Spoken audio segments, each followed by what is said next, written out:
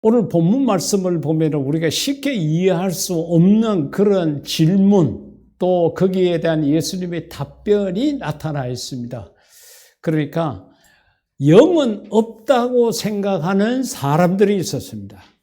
그 사람들이 사두개인이라는 사람들입니다. 이 사람들은 영을 믿지를 않아요. 눈에 보이는 것, 실존하는 것만 인정을 합니다. 사람이 죽었다가 살아났다. 천지 그런 일이 어디에 있을 수 있느냐. 이제 그런 생각을 갖고 있었던 사람들입니다. 그 사람들이 예수님을 찾아와서 이제 물었습니다.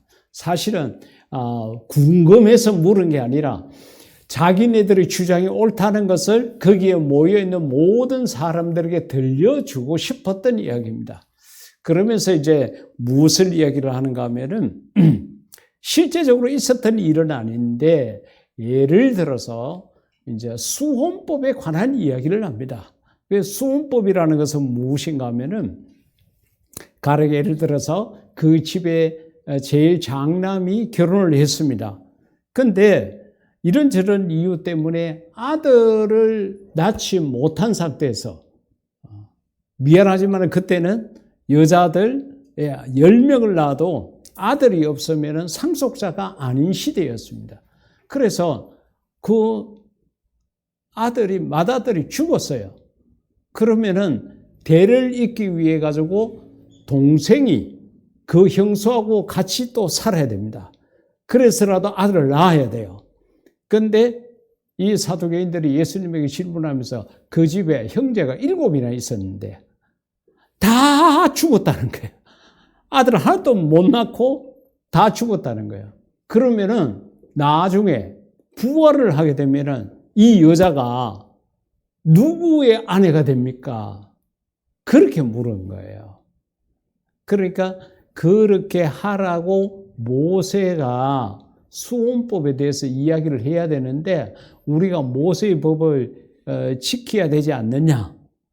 아니면 이 법이 잘못된 게 아니냐? 여러 가지 모양으로 하여튼 모세 율법이 잘못된 것도 또 예수님의 답변이 잘못된 것도 이렇게 이제 한꺼번에 다 해가지고 자기네들의 주장이 옳다는 것을 드러내기 위해서 그렇게 했습니다.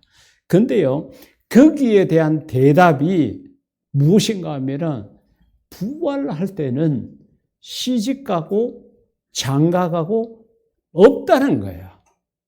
없다는 거예요. 그걸 이제 이야기를 했습니다. 그래서 본문 25절 가운데 보면 사람이 죽은 자 가운데서 살아날 때는 장가도 아니 가고, 이걸 이제 남자를 기준으로 했고, 시집도 아니 가고, 요거는 이제 여자를 기준으로 그렇게 이야기를 해가지고 하늘에 있는 천사들과 같다, 그같이 얘기를 했습니다. 그러니까 여러분, 우리가 장가를 가고 시집을 가는 것은 이 땅에서만 가능한 거고요.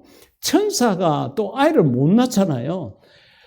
출생의 기법, 그래 새로운 생명을 얻을 수 있는 것도 우리가 몸을 입고 이 땅에 살 때만 가능한 거지, 우리가 부활했을 때는 아무런 의미가 없다는 거예요. 그래서 우리가 부활을 하게 되면은 어떠한 일이 생기느냐?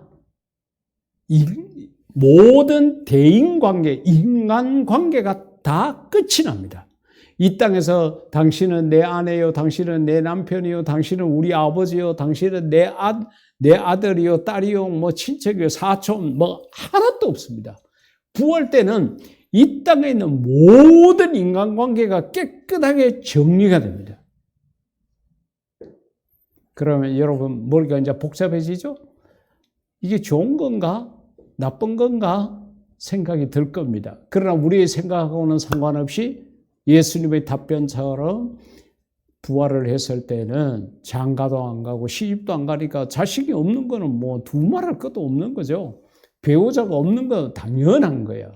그래서 하나님 아버지 밑에 우리는 자녀가 된다는 거예요. 그 이상의 모든 관계가 없어진다는 겁니다.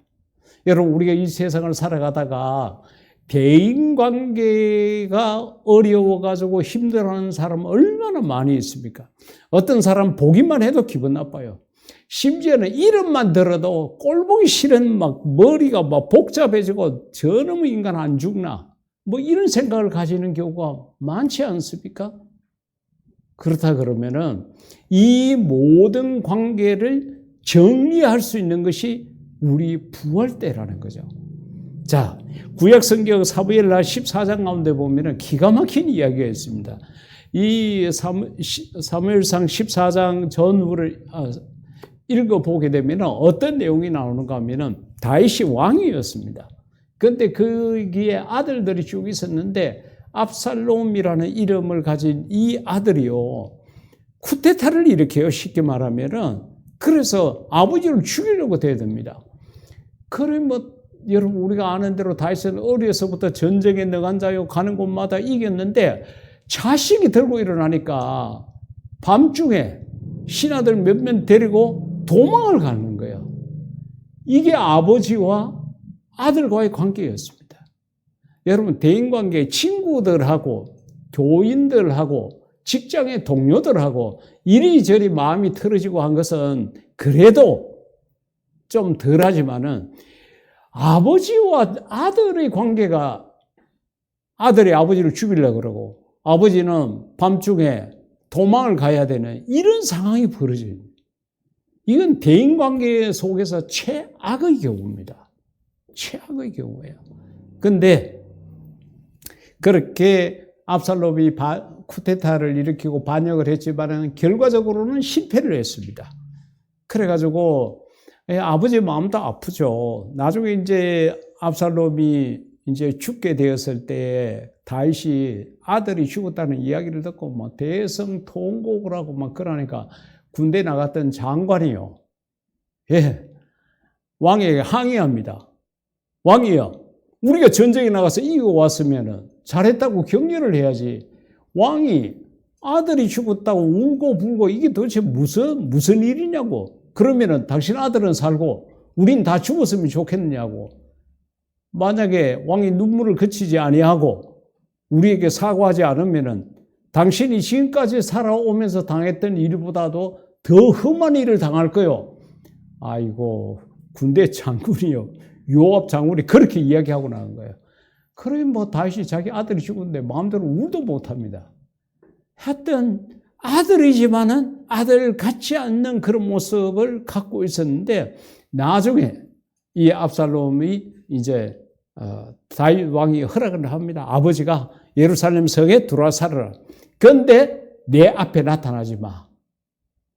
용서는 해주지만은 화해는 안 된 거예요. 우리가 대인관계 속에 이런 일이 얼마나 많은지 모릅니다. 그거 뭐 없던 걸로 한다. 내 잊어버릴게. 이렇게 해가지고 어떻게 보면은 용서는 해주는데 근데 얼굴은 보기 싫어. 다시 보기 싫어. 화해는 안 되는 거예요. 바로 그 장면이 사무엘하 14장 28절에 있습니다. 압살롬은 예루살렘으로 돌아와서 2해를 지냈는데, 지금 우리가 보고 있는 성경에는 2태라고 되어 있기 때문에 이거 우리가 잘 사용하지 않는 거라서 이제 표준 세번역으로 이렇게 이제 인용을 했습니다. 2년 동안 예루살렘 성에 사는데 아버지 얼굴을 못 보는 거예요. 아버지가 꼴보기 싫다고 오지 마라고 이야기하는 거예요. 이게 우리 대인 관계의 모습 가운데 하나입니다. 그런데요, 부활 때는 우리의 모든 이 땅에서의 기억은 아마 사라지는 것 같습니다. 다 사라져요.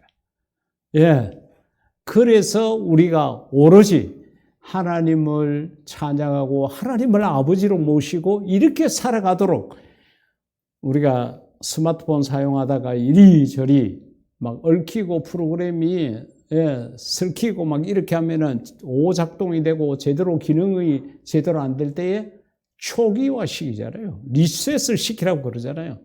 똑같습니다. 부활 때는 모든 인간관계가 다 잊혀지는 거예요. 지워져 버린다고 생각하시면 됩니다. 그러면 어떻게 하면 좋을까요? 이 땅에 있을 때 열심히 사랑하십시오.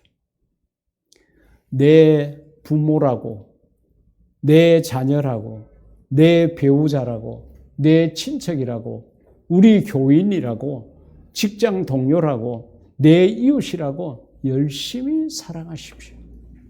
사랑할 수 있는 기회가 이 땅에 있을 때밖에는 없어요. 내가 아무리 정죄하고 비판하고 판단하고 그렇게 하더라도 그 이상 내가 그런 권한을 우리는 없잖아요. 하나님만 가지고 있습니다. 우리를 비판하고 정죄하고 판단하고 벌을 내리고 하는 것은 하나님의 권한이지 우리의 권한은 서로 사랑하는 것밖에 없어요. 원수를 사랑하라고, 너를 핍박하는 자를 위해서 기도하라고 그렇게 가르친 거예요. 그러니까 우리가 이 땅에 있는 것이 어떻게 보면 사랑할 수 있는 마지막 기회라 생각하고, 오늘 보는 사람 마지막이라고 생각하고 좋은 말 해드리고 선한 말로 격려하고 지지하고 위로하는 그런 저와 여러분이 될 수 있기를 주의 이름으로 축복합니다. 두 번째로는 우리가 부활하게 되면은 이 땅의 모든 삶이 다 정리가 됩니다.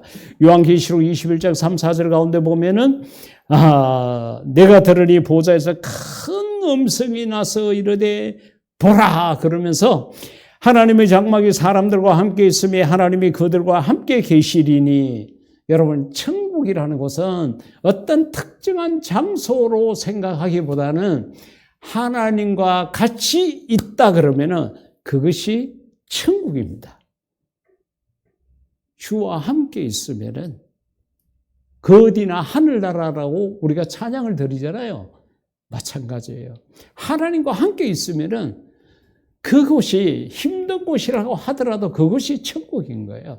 그런데 이 요한계시록 21장에서 함께 있다고 그럽니다. 그들은 하나님의 백성이 되고, 할렐루야.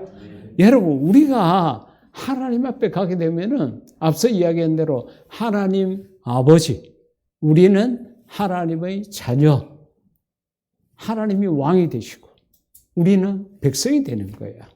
예, 그래서 하나님은 친히 그들과 함께 계셔서 임마누엘이죠. 하나님이 우리와 함께 간다는 게 임마누엘입니다. 모든 눈물을 그 눈에서 닦아주시니, 세상을 살아가면서 눈물을 흘려보지 않는 사람이 어디 있을까요?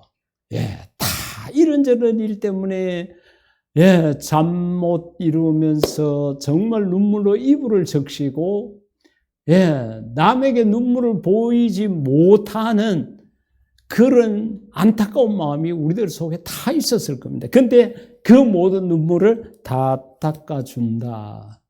하나님의 위로하심이 있다는 거예요. 하나님께서 내가 너 눈물 다 알아. 내가 왜 그렇게 했는지 내가 다 알아. 고생했지.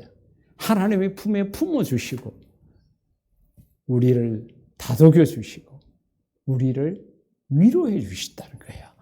그리고 다시는 사망이 없고, 여러분 우리가 부활하고 난다면요 늙는 것도 없고요 죽는 것 없습니다. 그래서 영원히 산다고 영생이라고 이야기를 하지 않습니까? 저와 여러분은 이 소망을 가지고 살아가기를 주의 이름으로 축복합니다. 그리고 예통하는 것이나 곡하는 것이나 얼마나 안타까우면 아마 예통하고 곡하고 하는 과정에서 눈물도 같이 있었겠죠. 그 모든 것 다 없어진다는 거예요. 왜 예통해야 되고 왜 곡을 해야 되고 왜 눈물을 흘려야 되느냐? 사람들 때문에 그렇습니다. 이 세상 사는 동안에 사람들 때문에, 대인관계 속에서 무너지고 깨어진 거 그것 때문에 그래요. 뭐 여러분 집에 있는 강아지가 얘를 먹여가지고 여러분이 뭐 곡하고 그런 적이 있습니까? 길가에 심겨진 나무가 뭐 우리를 건드려가지고 우리가 분노하고 이렇게 했던 적 없잖아요. 사람 때문에 그래요. 그런데 그 모든 것들 다 없어진다는 거예요. 그 다음에 아픈 것이 다시 있지 아니하리니, 할렐루야. 지금 뭐 의사들 때문에 우리나라가 이런저런 모양으로 어려움을 당하고 있는데 천국은 의사 없습니다. 필요가 없어요. 그러니까 우리가 이 땅에서 몸이 아프고 그렇게 하더라도요, 예수님 이름으로 고쳐준다 그랬잖아요.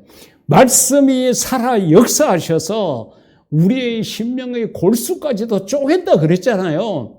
그 말씀에 대한 믿음을 가지시고 여러분이 당하고 있는 모든 병에서 자유케 되기를 주의 이름으로 축복합니다. 예, 어느 하나님이 진짜 어떤 부모가 자식이 이 땅에서 질병에 걸려서 그렇게 고생하며 살기를 원하겠어요? 우리가 질병에 걸려서 고생하도록 살도록 그렇게 만드는 것 중에 하나가 악령이 그런 짓을 하고 귀신이 그렇게 우리의 몸을 망가뜨리고 그렇게 한다는 거예요. 그래서 다 귀신을 쫓는 법도 가르쳐 주시고, 모든 병에서 자유케 되는 걸 가르쳐 주신 거예요. 그 말씀에 대한 믿음이 있으면은 우리가 얼마든지 건강하게 살아갈 수 있습니다.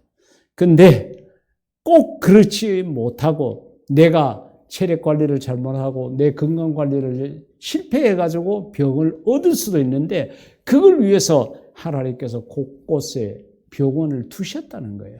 그 아프면 병원도 가시고 하나님 앞에 기도도 하시고 그렇게 해서 저와 여러분이 이 땅 사는 날 동안에 하나님 앞에 서는 그 시간까지 건강하게 살아갈 수 있기를 주의 이름으로 축복합니다.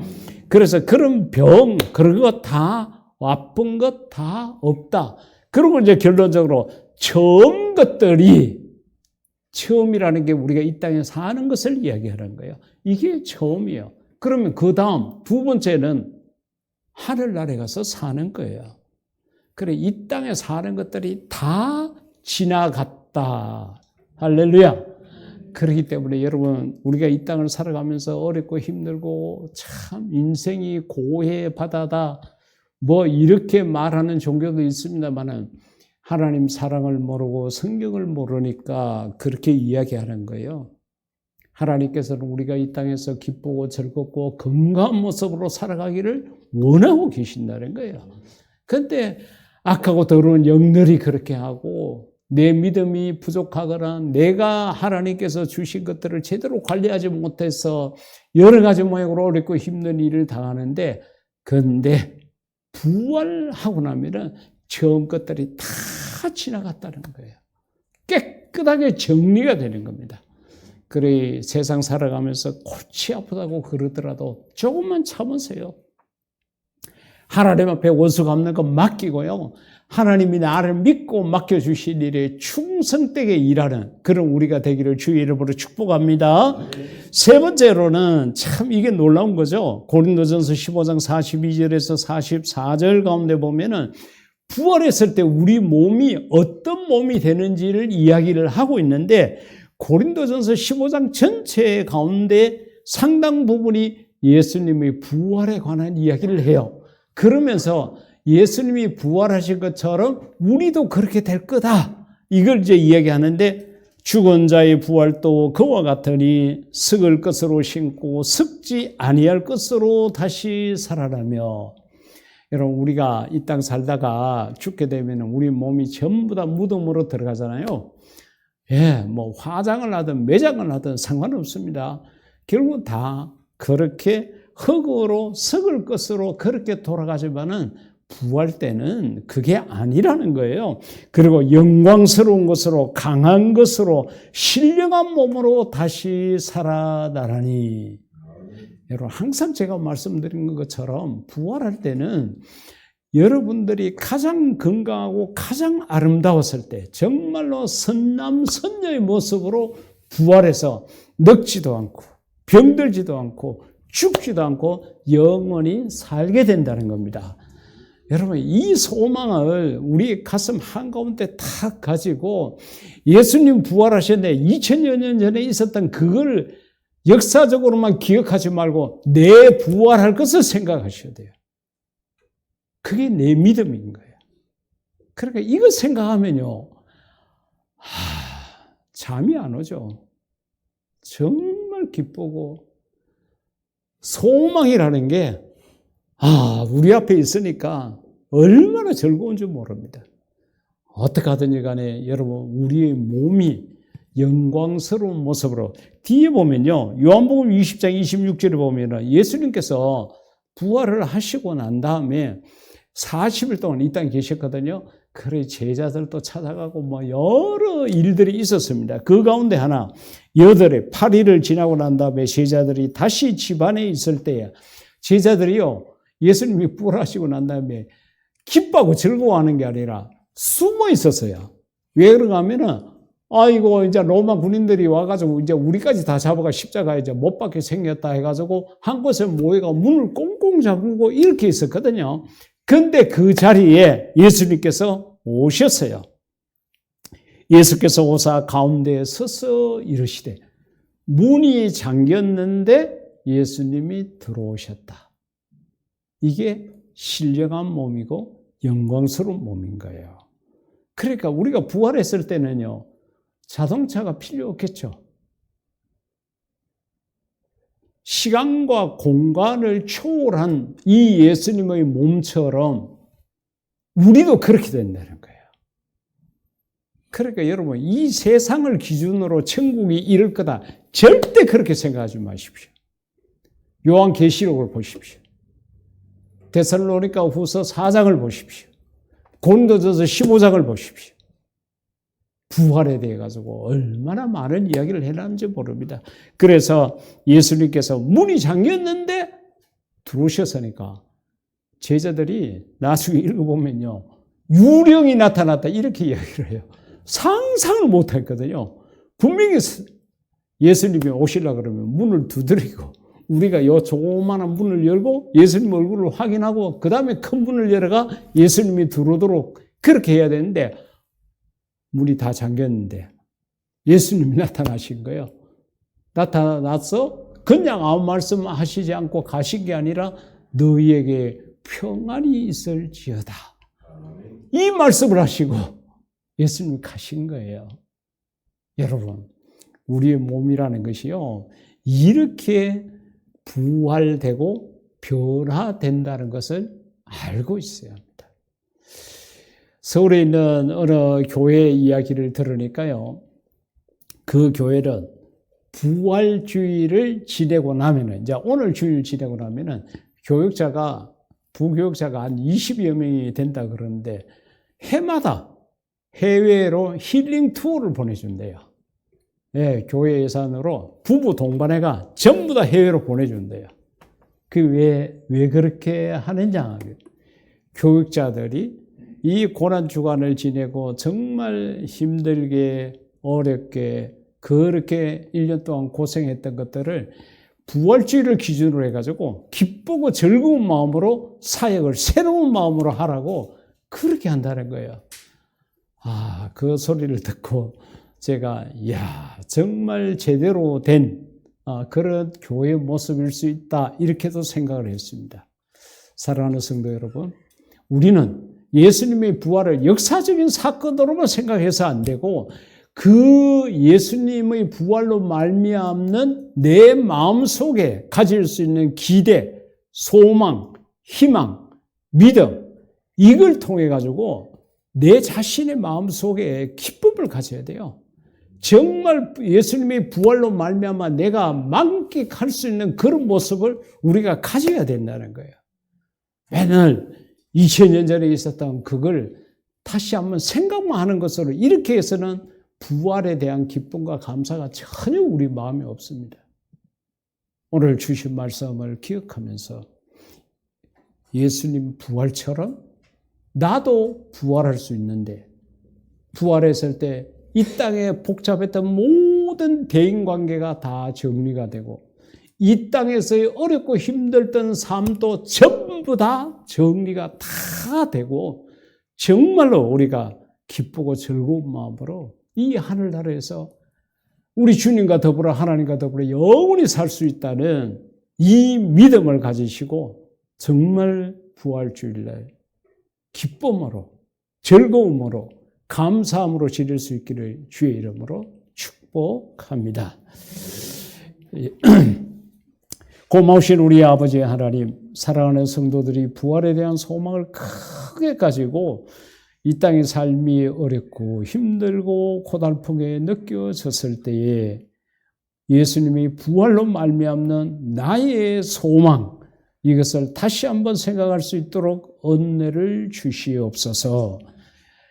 오늘 또 우리의 마음속에 늘 성령님으로 역사하셔서 우리가 세상 분주한 삶 속에서도 이 말씀을 잊어버리지 않게 도와주시옵소서.